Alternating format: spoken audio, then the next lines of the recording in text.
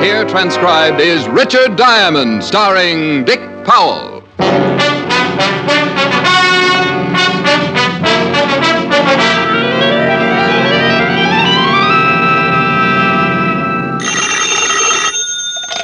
Diamond Detective Agency, the Milton Berle of homicide.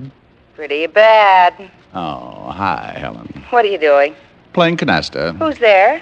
Well, just me and that Japanese beetle I found hiding in my bills. Japanese beetle? Yeah. And you're playing canasta? Well, what do you expect us to do? I'm tired. He just finished giving me my judo lesson. Mm-hmm. I don't think you believe me. Oh, sure I do. Who's winning? I am. He can't speak English. Besides, I make up the rules. Mm-hmm. Am I going to see you tonight? Well, You what? I don't know. Something just came into my office. Client? I don't know. Here comes another one. One what? Well, beats me, but they're pretty strange. Hey, where'd you leave your saucer, fellas? Maybe they're shills for the beetle. I'll call you back. Bye. Bye. Well, what can I do for you? Hey, wait a minute.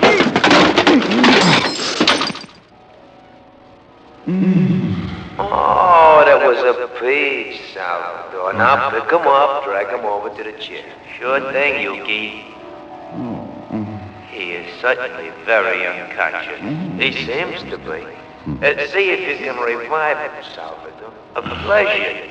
Would you mind holding my nuts, Yuki? I don't want I should break his jaw by accident. Ah, such a nice man. You are so considerate. I would be happy to hold your nuts for you, Salvador. Diamond. Diamond. He is very out. Well, here, Salvador, try this pitcher of water. Wait, I'll remove the gladiolus.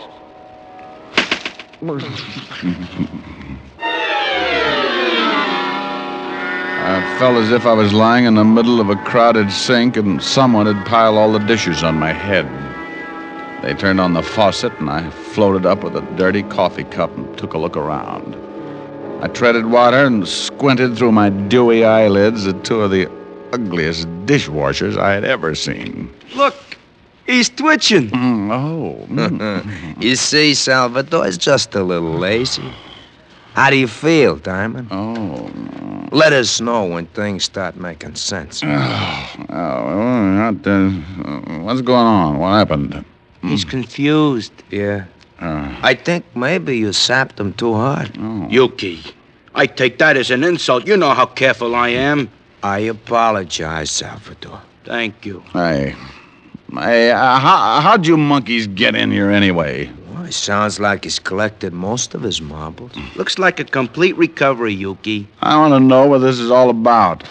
Obliged to man, Salvador.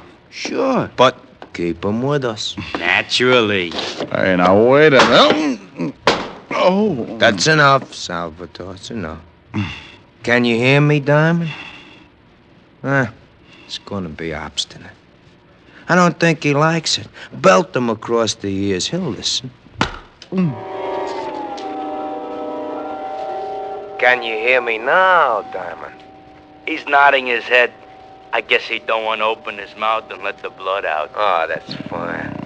Now, listen, Diamond. In a while, you'll get a call from a Mr. Wharton. Oh. He'll offer you a job, but you will not take it. Do you understand? Salvador, please see if he understands. He says, yeah, he understands. But now he's got a sore arm. Remember, Mr. Wharton, you don't want to work for him. I think he understands, Yuki. Yeah? But he looks tired from the strain. He certainly does. Look at those dark circles under his eyes. Well, put the man to sleep, Salvador. Certainly. Night.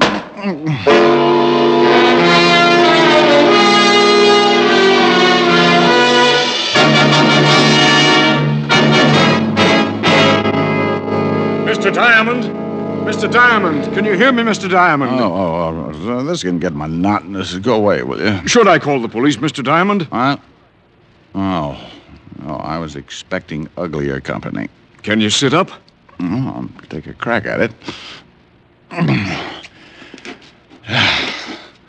I'll bet your name's Wharton. Well, that's right. How did you know? Get out of here. Well, I want to talk to you. Well, I just had one long conversation. It was too one-sided. Now, go on. My health is doubtful, but it's fun to have it around for company. Maybe $500 would pick you up. It might for a while, but I don't like to waste that kind of money on funerals. $750. Yes, so they line the coffin with velvet. $1,000. Well, you're beginning to make a short life sound practical. If you do the job successfully, there'll be another $1,000. You just bought yourself a corpse. Let me wash up. Talk some more. I can hear you. Well, it's my son, Roger. He thinks he killed a man. He thinks? What do you want me to do? Find out for sure so he can brag about it? Ever heard of a John Alter? Oh, sure. Walt Levinson sent him up 5 years ago on a manslaughter rap. Well, he doesn't like it up there, and he'd like to get out. I don't blame him. What's this got to do with your son? I'm chairman of the parole board. Yeah, you look much better now, Mr. Diamond. So you're chairman of the parole board? Yes. Some of Alter's friends promised to keep quiet about my son if I let Alter go free when he comes up before the board next week. And you think maybe your son was framed? Yes. About a month ago, he met a girl in Florida. Her name is Lenore Brown, and she's a friend of Alter's. When Roger went to pick up the Lenore girl at her apartment, he found her struggling with some man. That happens. It looked like he was trying to kill her. There was a gun on the floor, and she called to Roger for help. He picked up the gun and shot the man. She told Roger he'd killed him and that he must get out. When we went back, they were both gone. About a month later, some of Alter's friends got in touch with me. They forget about the killing if you let Alter out of Sing Sing, huh? That's right. Well, I don't remember reading anything about it in the papers. You're the first one outside of Alter and his friends who knows anything about it. You see, they say they're hiding the corpus delicti, so there was no report of the murder. You think maybe they staged the killing, put blanks in the gun, and after your son beat it, the dead man walked out under his own steam? Well, that's what I want you to find out. Uh-huh. The man your son thought he killed, what did he look like? Dark man with a scar from his nose to his chin. Mm-hmm. If my son is innocent, I want you to bring the parties responsible to justice. Amen. Well, here's a check for $1,000. Thank you. If you find the girl and prove my son innocent, there'll be another $1,000 in your pocket. Well, I'll sew up the holes. Thanks, Mr. Warden. I'll start right away. Goodbye, Mr. Diamond. You can reach me at the Wentworth Hotel. I'm staying there until this matter gets cleared up. Well, I won't get in touch with you unless I find something. The guys who worked me over are pretty set in their ways, and there's no sense in you tripping over a lot of dead bodies.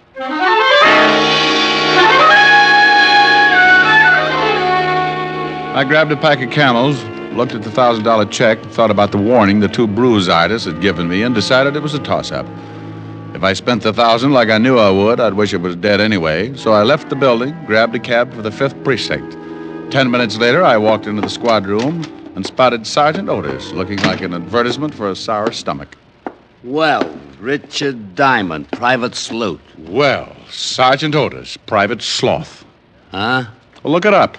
S-L-O-T-H. I will. Under S. I know. The three-toed variety. And get your uniform pressed, won't you? Looks like you've been hanging it in a taffy machine. Oh. Well, hello, Rick. Hey, you must get tired changing your face every day.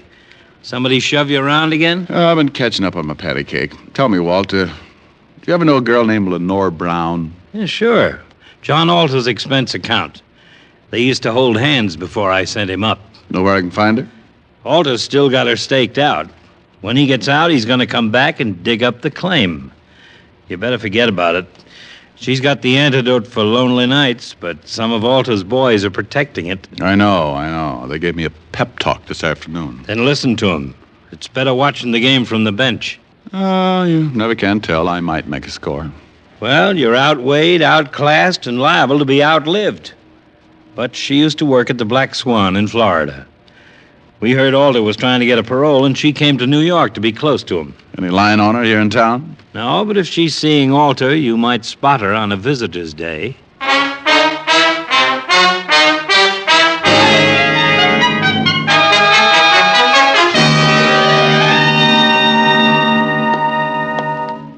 Well, Rick, how are you?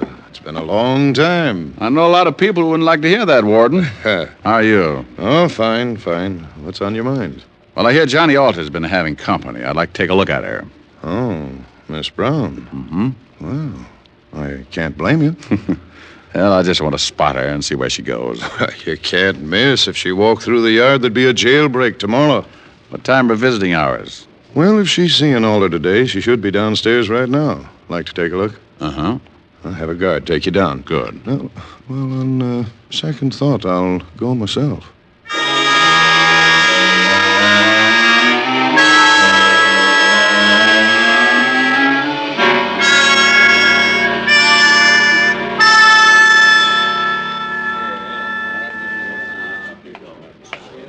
There she is, sitting at the end table, talking to Alder. Well, now I know why Alter needs a lot of money. She's wearing enough mink to carpet Radio City. You should get a load of her on a warm day. Well, the coat doesn't stop me. She'd show up, she was wearing a tent. How long has she got with Alder? About another 5 minutes.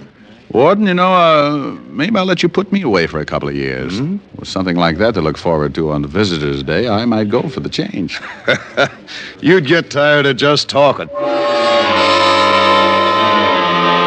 I hung around by the big gray buildings until she came out. She walked over to a long white convertible and got in. I decided to let her buy me a new fuse, so I walked over to the car. Going into town? Oh. Back up 3 feet and I'll let you know. 3, okay? Mm-hmm. Your tailor couldn't do all of that. Get in.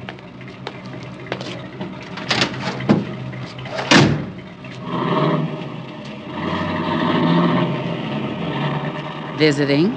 Oh, yeah, the warden's an old friend. How many years did you know him? Baby. I've been going home every night all my life. Every night? Well, almost. What do you do with the, almost? It depends. Everybody likes something different. You must get tired thinking up new ideas. Oh, I don't think much. It's more fun being surprised. Hey, what's the idea? Surprise. Oh, yeah. And a nickel-plated one. Look, baby, you don't have to pull a gun. If I'm getting fresh, I'll get out and walk. You'll sit right there, Diamond. Name dropper. Mm-hmm. Expecting company? Mm-hmm. And you've met them before, honey. Well, it's nice. I wouldn't want you to get stuck with the introduction. Hey, those your friends driving up? It should be. Now you hold real still. They'll only shoot you this time. When a gal's got a gun, you don't stand much of a chance unless she's got her mind on something else. This one did. And when she looked up in the rearview mirror to make sure it was her boys, I tagged her. My 2 playmates were just pulling up, and I jumped out of the car. There he is, Yuki! He's slugging Lenore. She's out cold. Well, shoot him, Salvador. Shoot him!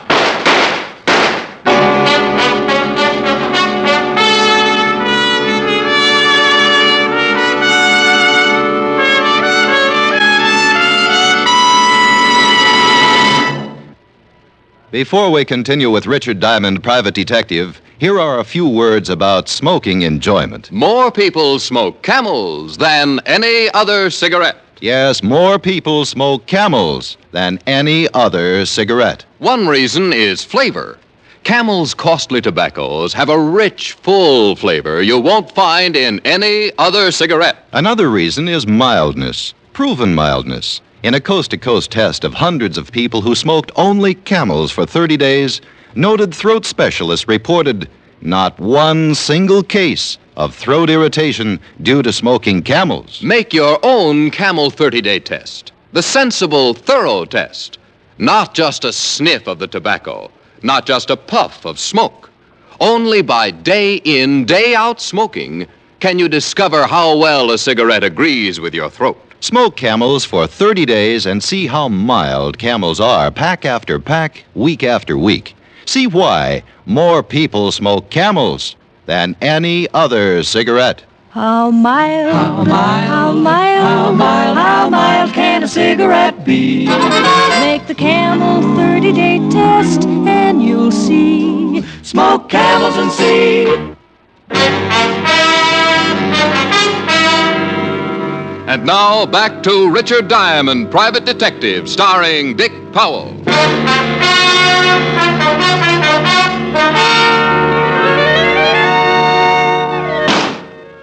There he goes! Get him, Salvador! I was running through the trees then, and I could hear Salvador somewhere behind me, falling all over himself. I pulled my gun and thought about waiting for him. But I had another idea. I stopped and listened. He's around here somewhere, Yuki. Well, come on, we're spread out, Salvador. They were somewhere behind me, and both of them were looking now. So I cut off to my left and headed back to the highway. The cars were about 100 yards down the road, and I used my last lung getting there. Lenore was still unconscious, so I climbed in the white convertible with the unconscious nylons and drove off.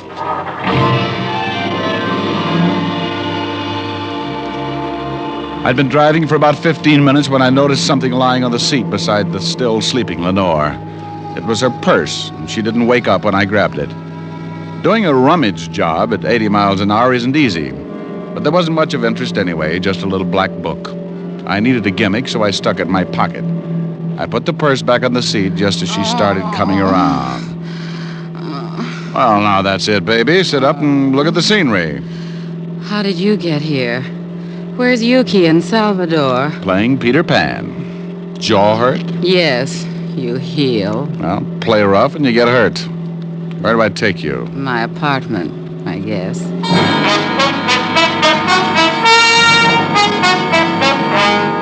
I drove her to her place on East 51st and walked her to the door. She looked at me like a fat woman eyeing a French pastry, and her mouth slipped down to her shoelaces when I gave her a peck on the cheek and left her standing with an old front doorknob in her hand. I went back to the office and took out her little black book. There were a lot of names, and some of them I knew. Yuki, and after it, likes his work. And Salvador. And after his name, has own gun. And oh, yes, Richard Diamond, too. I never did figure out what the 3 stars were for, but 3 other names and addresses put me in second gear. One was in the village, another down by the East River, and the last was somewhere in Chinatown. All of them were a setup for a dead man who wanted to make himself scarce. I wanted to talk with Wharton before I started hunting, so I called him at the Wentworth. Did you find out anything yet, Diamond? Not yet. Look, Mr. Wharton, you said the man I was looking for was dark with a scar, Yes, from his nose to his chin. Well, thanks. Maybe I'll call you tomorrow. I hope you clear this thing up in a hurry. Well, so do I. I want to get my nerves untangled. I took the easy address first, grabbed a cab, and 30 minutes later I was walking down the steps of a shabby little dive on the east side of Greenwich Village. You want something, Mac? Yeah, a pound of egg noodles. Just sweep them up off the floor. Hey, you know anyone around named Lenore? Sure, Lenore Brown. She comes in here about once a week, listens to the kid at the piano. Now, why would a classy dame like that go out with him? He don't play that piano so good. You ever see a guy with her? Man with a scar from his nose to his chin? No, she always does a single. Oh, well, thanks. You've been swell. I walked out, got back in the cab, and marked off Greenwich Village in the little black book. The second address, down by the East River. The night was black, and the fog had rolled in, staked out a claim all the way to the Hudson. I stopped cold, looked down at 2 gleaming eyes like 2 pieces of polished glass shining in the glare of the dim street lamp. Steady, boy, steady. Steady. Hold it, Lucifer. Yeah, hold it, Lucifer. He won't hurt you, mister, unless I tell him to. Well, think about it for a while, will you? I'm a poor substitute for horse meat. What do you want? Do you know a Lenore Brown? You a cop? Shamus. Beat it, Lucifer. Yeah. Thanks, pal. I couldn't hold my breath much longer. You can come on up on the porch. You're looking for Lenore Brown, huh? Yeah, you know her? I met her. My wife works for her. Is your wife in? Yeah. Esther, come here. Some private dick wants to talk to you. She's Miss Brown's private maid. Yes? Your husband tells me you work for Miss Brown. Yeah, what's she done? She got many friends? Man friends? Yeah. Oh, you know a man with a scar? Sure, I know lots of them. What are you talking about, woman? I meant someone who Miss Brown knows. What did you mean by that, mister? Look, I really don't know anybody with a scar now. You better beat it. Yeah, get moving. And I want to talk to you, woman. Get in there. Yes, honey.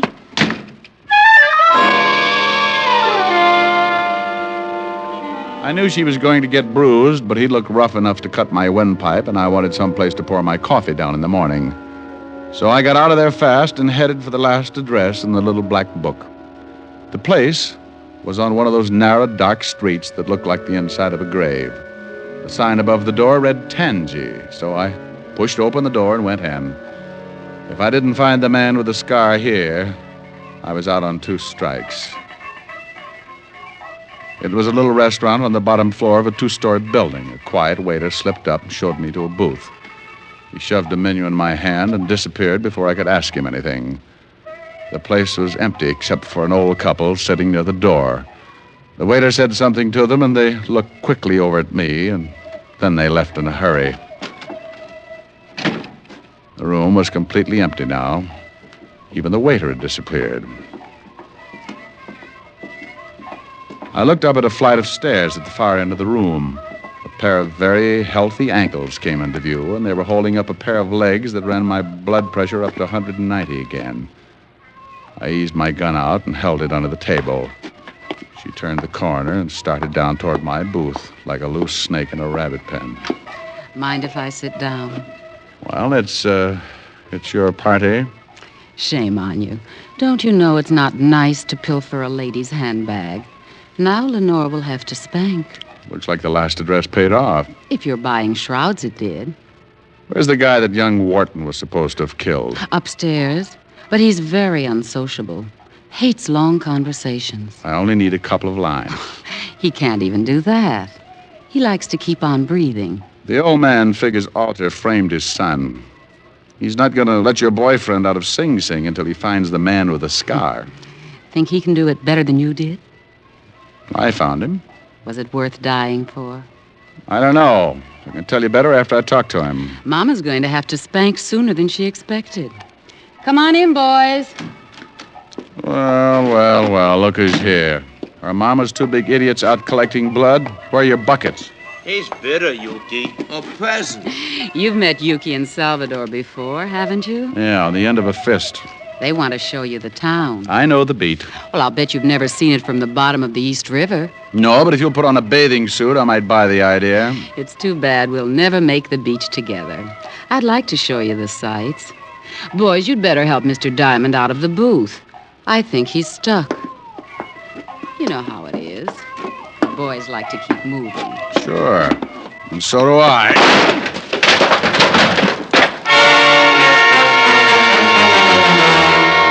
I shot once and caught Yuki in the stomach, and I dumped the table over on Salvador.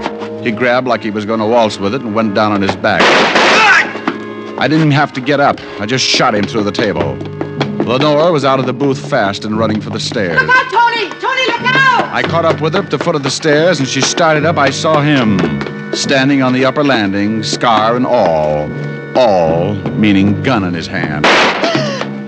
He missed me, but nailed her halfway up. She spun around and fell all over me. With both of us down, he was in a good spot to finish the job, but my arm hit the lower post of the staircase and swung me right into line. I just rested my elbow on the banister and let him have it.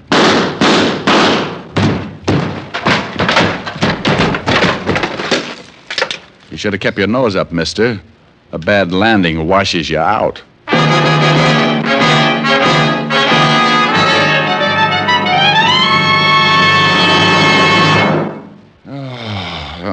Walt, I'm bushed.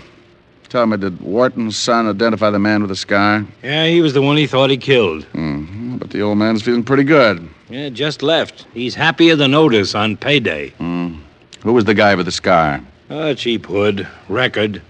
named Lucio. The girl and Alter had him hidden out in that place so he wouldn't be seen, and I don't think you're funny, Diamond. What's the matter, Otis? Yeah, what do you want, meathead? I looked it up, the three-toed variety. Oh? What are you talking about? Oh, I called him a sloth. Yeah, a sloth. You should see the picture in the dictionary. It's an animal. Well? It's funny looking with 3 toes on each foot. Well? And it's noted for its laziness. Okay, Lieutenant. Just forget it.